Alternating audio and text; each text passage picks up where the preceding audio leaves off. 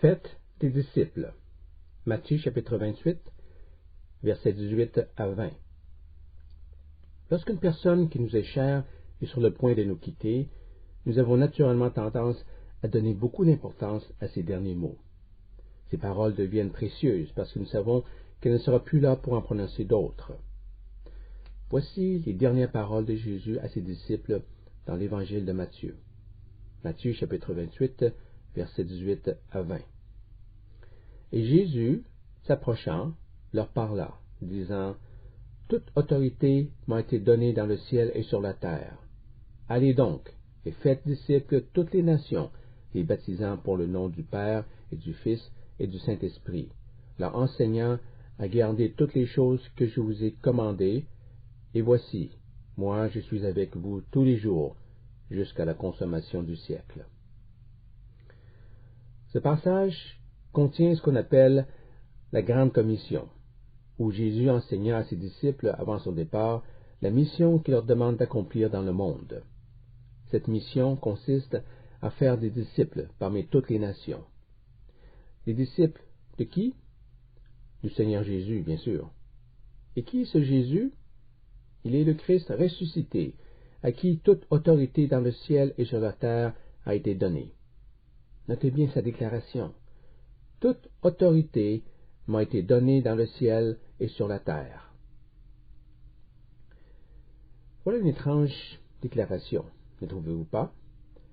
Jésus est Dieu qui s'est fait chair. Pourquoi a-t-il senti le besoin de dire que toute autorité lui a été donnée? Étant Dieu, toute autorité est à lui de toute façon. Pourquoi donner à Dieu ce qui lui appartient déjà? Jésus, bien sûr, a autorité sur toute la création. Il est le Dieu de l'univers. Mais quand il est venu sur terre, cette autorité ne l'a pas suivi. Il a volontairement renoncé à cette autorité en devenant un être humain comme nous. Philippiens chapitre 2 verset 7 dit que Jésus s'est dépouillé lui-même en prenant une forme de serviteur, en devenant semblable aux hommes.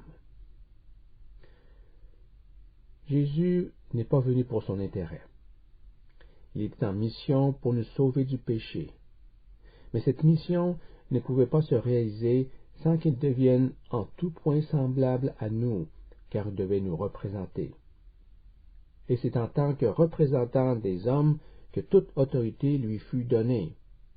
C'est en tant qu'être humain que toute autorité lui fut remise. Jésus faisait donc référence au Rédempteur humain, à l'homme en lui qui est venu sauver l'humanité des conséquences du péché d'Adam.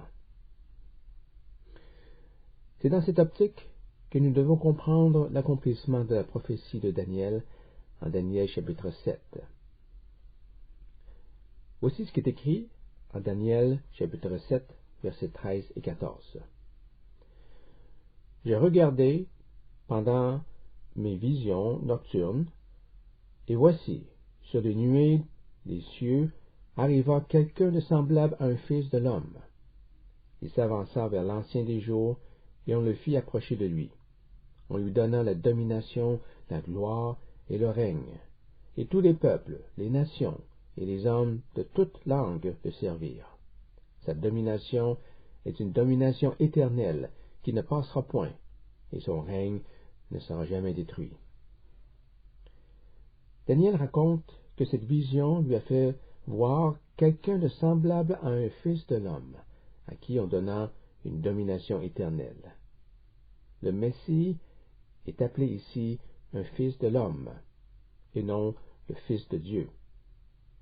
Car il a pris une chair semblable à celle du péché, et il est mort dans une nature identique à celle des hommes. Et quand il ressuscita, c'est à ce fils de l'homme qu'on a remis la domination, la gloire et le règne pour toujours.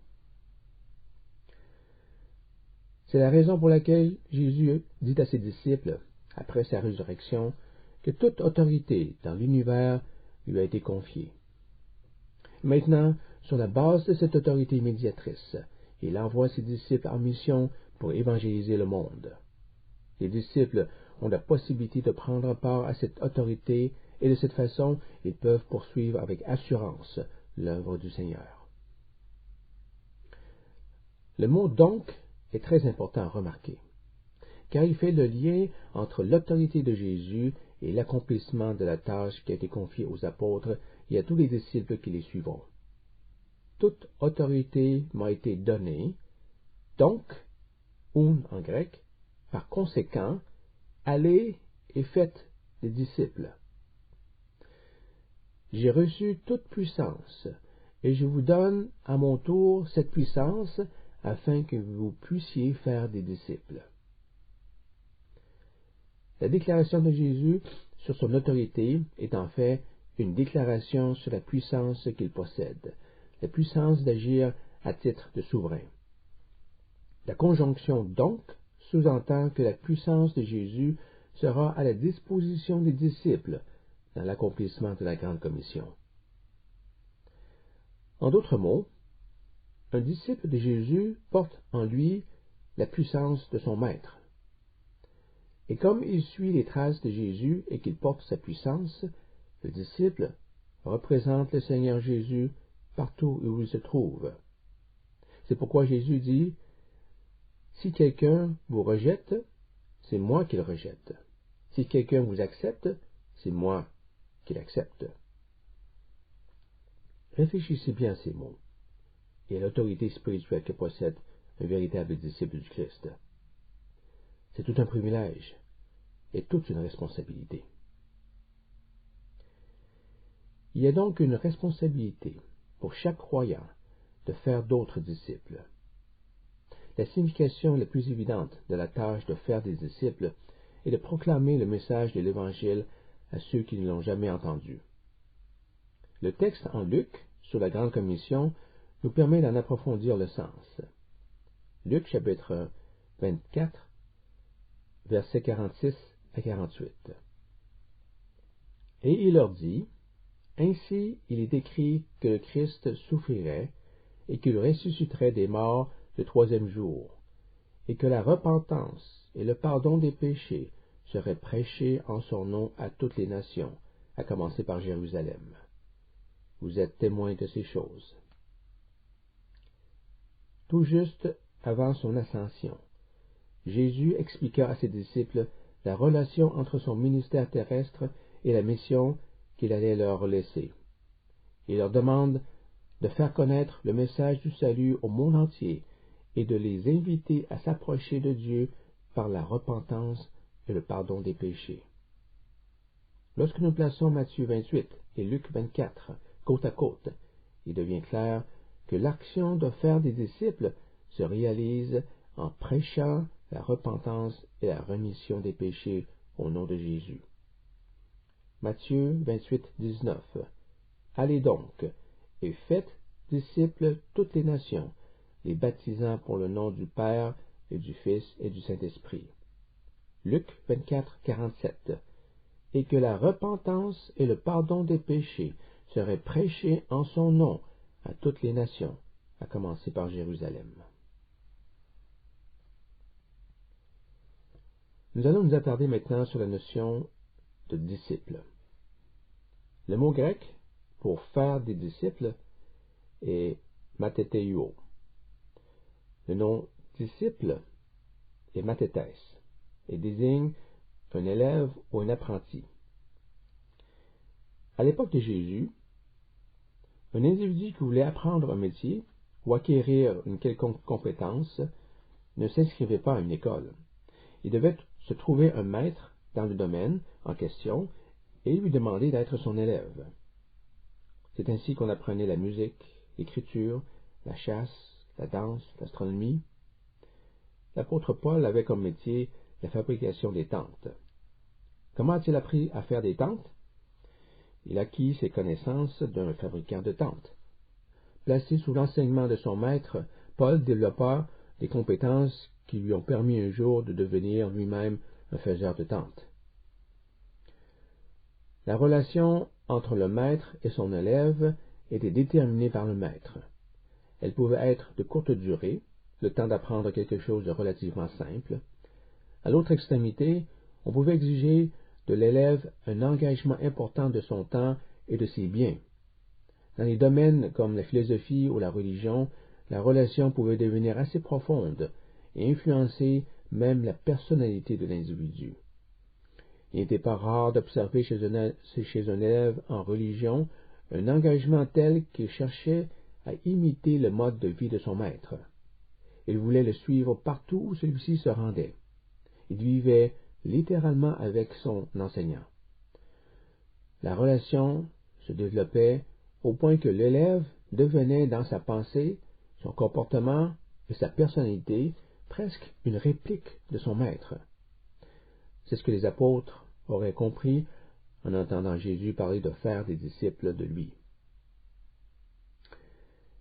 Il y a un mot-clé dans le Nouveau Testament qui reflète cette relation de maître à élève, et c'est le verbe « suivre ». L'élève suit la voie de son maître. Ce mot apparaît à maintes reprises dans le texte du Nouveau Testament, souvent en lien avec l'action de suivre Jésus. En fait, c'est le terme que Jésus utilisait le plus souvent pour appeler quelqu'un à devenir son disciple. En voici quelques exemples. Jésus dit à Philippe, « Suis-moi » Jean chapitre 1, verset 43. Jésus dit à Pierre, André, Jacques et Jean, « Suivez-moi » Marc chapitre 1, verset 17. Jésus dit à Matthieu Lévi, « Suis-moi » Marc chapitre 2, verset 4. Jésus dit à l'homme qui voulait enterrer son père, « Suis-moi » Matthieu chapitre 8, verset 22. Jésus dit au jeune homme riche, « Suis-moi » Matthieu chapitre 19, verset 21. Les disciples de diverses origines sont mentionnés dans le Nouveau Testament. À cet égard, Marc chapitre 2, verset 18 est particulièrement intéressant, parce qu'il présente à l'intérieur du même verset trois différents types de disciples. Marc 2, 18. Les disciples de Jean et les pharisiens jeûnaient. Ils vinrent dire à Jésus, « Pourquoi les disciples de Jean et ceux des pharisiens jeûnent-ils, tandis que tes disciples ne jeûnent point? » Les disciples de Jean le Baptiste, les disciples des pharisiens, les disciples de Jésus. Trois différents groupes de disciples, trois différents styles de relation maître-disciple. Jean le Baptiste est un prophète qui est sorti de sa vie d'ascète dans les déserts pour prêcher la confession des péchés en préparation de la venue imminente du Messie. Son message de repentance était destiné à toute la nation juive, et beaucoup venaient se faire baptiser par lui. Il a réuni autour de lui plusieurs disciples qui l'assistaient dans son ministère. La Bible fait mention des disciples de Jean pour la première fois au baptême de Jésus.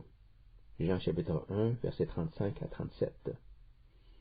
Ceux-ci lui étaient entièrement fidèles, et ils vivaient une vie centrée sur la pratique de la piété telle qu'enseignée par Jean.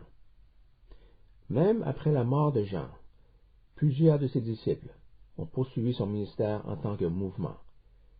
Leurs activités étaient visibles dans des villes aussi éloignées qu'Alexandrie, Actes chapitre 18, versets 24 et 25, et Éphèse, Actes chapitre 19, versets 1 à 3. Puis, il y a les disciples des pharisiens. Ces disciples ne sont pas fidèles à un individu en particulier, mais plutôt à une institution religieuse. Les pharisiens étaient connus pour leur grand sérieux dans leur étude des Écritures et de la tradition orale. L'engagement à la justice était pour eux d'une extrême importance. Malheureusement, ils avaient une interprétation déformée de la justice, et cela les mena au légalisme. Les disciples des pharisiens étaient donc des adhérents à une école de pensée religieuse qui enseignait la pratique légaliste de la loi et des traditions. Les disciples de Jean et les disciples des pharisiens sont deux exemples du Nouveau Testament qui montrent comment la relation élève-maître était étroitement liée au maître ou au groupe auquel le disciple appartenait. La vie de l'élève subissait une transformation, parfois bouleversante, marquée par la formation qu'il recevait. Qu'en était-il des disciples de Jésus? Quelle sorte de relation avait-il avec Jésus? À quoi ressemblait un disciple de Jésus? Dans le passage en Matthieu chapitre 28, nous notons 3 éléments qui caractérisent le disciple. Tout d'abord, il doit être baptisé. Deuxièmement, on lui a enseigné à pratiquer tous les commandements de Jésus. Et troisièmement, il est en communion constante avec le Seigneur. Le baptême, l'enseignement de Jésus, la présence divine. 3 points qui concernent le disciple de Jésus. J'aimerais faire un rapprochement entre ces 3 choses et le verset en Jean chapitre 14 verset 6. Ceci nous permettra de mieux nous en souvenir. En Jean chapitre 14 verset 6, Jésus dit « Je suis le chemin, la vérité et la vie. Nul ne vient au Père que par moi. » Le chemin, la vérité, la vie. Le chemin est associé au baptême. La vie, la vérité au commandement de Jésus. Et la vie à la présence de Dieu. Débutons avec la première paire, le chemin et le baptême. Qu'est-ce qu'un chemin? Un chemin est une voie que nous suivons. S'il n'y a pas de chemin, il n'y a rien à suivre. Un chemin mène à un lieu précis. Or, pour arriver à destination, il faut bouger. Il faut se mettre en mouvement et suivre le chemin qui est devant nous. Ceci ne peut pas s'effectuer sans laisser quelque chose derrière. Si nous ne sommes pas disposés à laisser des choses derrière soi, il ne sera pas possible de suivre le chemin. En Luc chapitre 14, verset 33, Jésus dit « Quiconque d'entre vous ne renonce pas à tout ce qu'il possède ne peut être mon disciple. » Voilà qui est clair. Nous devons tout laisser. Nous renonçons à tout. Sinon, il ne sera pas possible d'être un disciple de Jésus. En termes spirituels, cela signifie que nous acceptons de laisser notre ancienne manière de vivre derrière, une vie qui était dominée par le péché. En s'engageant dans le chemin, c'est une nouvelle vie en Christ qui commence. C'est précisément ce que nous exprimons par le baptême. Le baptême symbolise notre rupture avec notre ancienne vie, notre rupture avec le péché, notre rupture avec le monde, notre rupture avec notre ancienne personne. Nous laissons tout cela derrière. Vous voyez qu'il y a quelque chose de radical dans la décision de devenir un disciple de Jésus. On nous demande de renoncer à tout. Tout de notre ancien style de vie doit être délaissé. Ceci se reflète dans le fait que le baptême est un symbole de mort, de la mise à mort du vieil homme en nous. Jésus dit en Luc chapitre 14, verset 27, « Quiconque ne porte pas sa croix et ne me suit pas ne peut être mon disciple. » La crucifixion du vieil homme en nous est un aspect central du baptême. La mort marque la fin d'une vie. De la même manière, il y a quelque chose de définitif dans l'engagement à devenir un disciple de Jésus. Il n'est plus question de faire marche arrière. Quiconque met la main à la charrue et regarde en arrière n'est pas propre au royaume de Dieu, dit le Seigneur Jésus en Luc chapitre 9, verset 62. Il n'est pas propre à être un disciple de Christ. Souvent, les chrétiens bien intentionnés vont faire ces réflexions. Est-ce que je devrais quitter mon emploi pour devenir missionnaire? Suis-je vraiment un disciple si je ne travaille pas à temps plein dans un ministère chrétien? Devrais-je vendre ma maison? Est-ce que je peux m'intéresser encore à mes passe-temps? Il est vrai qu'en appelant les 12 disciples, Jésus s'attendait à ce qu'ils abandonnent tout pour le suivre. Ils ont dû laisser derrière eux leur famille, leur profession, leur propriété. Cela a souvent été compris, malheureusement à tort, comme un sacrifice nécessaire pour devenir un vrai disciple de Jésus. Cet abandon était nécessaire pour les 12 disciples en raison du rôle spécial que Jésus voulait leur attribuer. Mais cela ne s'applique pas à tous les disciples. On peut penser à Joseph Arimathée, qui n'a pas accompagné Jésus comme les autres, comme les 12. Il était quand même considéré comme un disciple de Jésus, même s'il a continué à œuvrer au sein de l'institution religieuse d'Israël.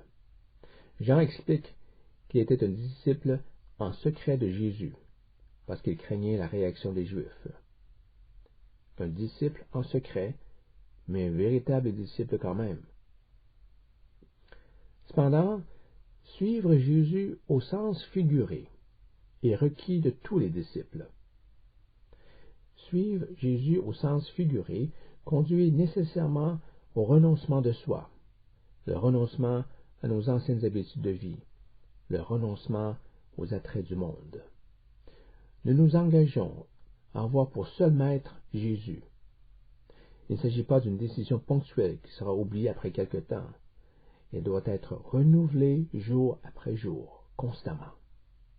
Si quelqu'un veut venir après moi, qu'il renonce à lui-même, qu'il se charge chaque jour de sa croix et qu'il me suive. Luc chapitre 9, verset 23. Parlons maintenant de la deuxième paire. La vérité et apprendre à garder tout ce que Jésus a commandé.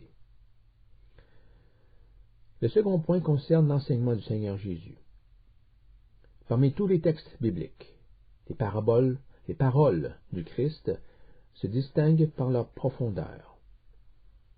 Sur le plan de la profondeur spirituelle, elles se situent à un tout autre niveau.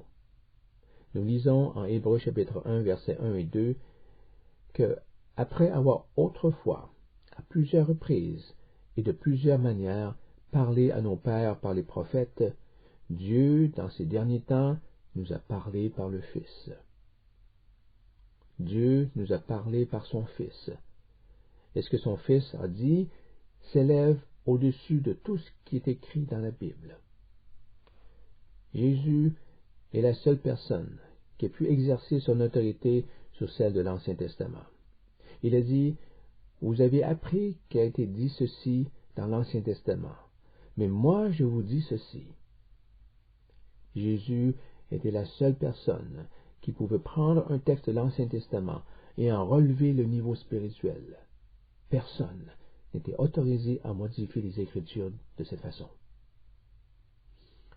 Matthieu raconte que tôt dans le ministère de Jésus, les foules étaient frappées de son enseignement, car il les enseignait en homme qui a autorité, et non pas comme les scribes. Matthieu chapitre 7, versets 28 et 29. Les enseignants de la loi citaient régulièrement les grands rabbins pour donner plus de poids à leurs propos. Jésus n'avait pas besoin de citer qui que ce soit, puisqu'il était celui qui donne la loi. Il était l'ultime autorité spirituelle. Toutefois, il ne suffit pas de connaître l'enseignement de Jésus. Ses disciples doivent mettre en pratique tout ce que leur maître a prescrit. Des changements vont se produire dans leur vie parce qu'ils auront obéi à ses commandements, à tous ses commandements. Et en pratiquant ces commandements, ils vont ressembler de plus en plus à Jésus. Dans la tradition rabbinique, l'objectif des disciples était de devenir un jour eux-mêmes des rabbins qui auront leurs propres disciples. Les disciples chrétiens ne sont pas motivés par ce but. Leur plus grand désir est de grandir à la ressemblance de Jésus et de poursuivre son ministère sur terre. Or, cela ne peut pas se réaliser sans une obéissance totale à son enseignement. Un disciple chrétien est donc une personne qui s'engage dans le chemin en Christ. C'est aussi une personne qui s'applique à obéir à toute la vérité en Christ. Et finalement, c'est une personne qui fait l'expérience de la vie en Christ. Le Seigneur Jésus conclut ses instructions avec cette promesse extraordinaire. Je suis avec vous tous les jours, jusqu'à la consommation du siècle. La présence physique de Jésus auprès de ses disciples était limitée par la durée de sa mission sur terre. Sa présence spirituelle n'a pas une telle restriction. Elle est éternelle. Même si nous ne le voyons pas physiquement, Jésus est néanmoins parmi nous. C'est ce qu'il a affirmé en Jean chapitre 17, verset 26, en utilisant des mots différents. Je vous ai fait connaître ton nom, et je leur ferai connaître, afin que l'amour dont tu m'as aimé soit en eux, et que je sois en eux. Jésus est en nous, et nous sommes en lui. Cette phrase laisse sous-entendre l'existence d'une relation vivante entre le disciple et Jésus, même si Jésus est présentement au ciel. Le disciple tire son énergie de sa vie en Christ, et c'est ce qui lui permet de mener à bien la grande commission.